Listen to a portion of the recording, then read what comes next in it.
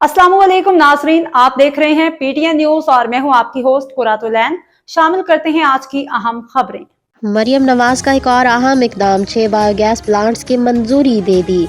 लाहौर, वज़ीर आला पंजाब मरियम नवाज ने 6 बायोगैस प्लांट्स की मंजूरी दे दी। सूबाई दारुल हुकूमत में मरियम नवाज की ज़ेर सदारत क्लीन एनर्जी से मुतालिक इजलास में लाहौर में वेस्ट टू एनर्जी प्रोजेक्ट शुरू करने का फैसला भी किया गया।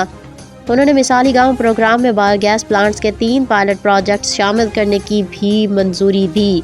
इस मामले में वज़ीर आला पंजाब ने स्मॉल बायोगैस प्लांट्स का काबिल अमल मंसूबा तलब कर लिया और कहा कि क्लीन एनर्जी के मैदान में पंजाब ने सबको पीछे छोड़ दिया है। उन्होंने मज़ीद कहा कि बायोगैस प्लांट से फसलों के लिए बायो फर्टिलाइज़र्स और घरेलू इस्तेमाल के लिए सस्ती गैस मैसर होगी। वेस्ट टू एनर्जी प्रोजेक्ट से इलेक्ट्रिक बस और मेट्रो बस को सस्ती बिजली फराहम की जाएगी। न्यूज स्टूडियो से फिलवक्त के लिए इतना ही। मज़ीद खबरों और अपडेट से बाखबर रहने के लिए देखते रहें पीटीएन न्यूज।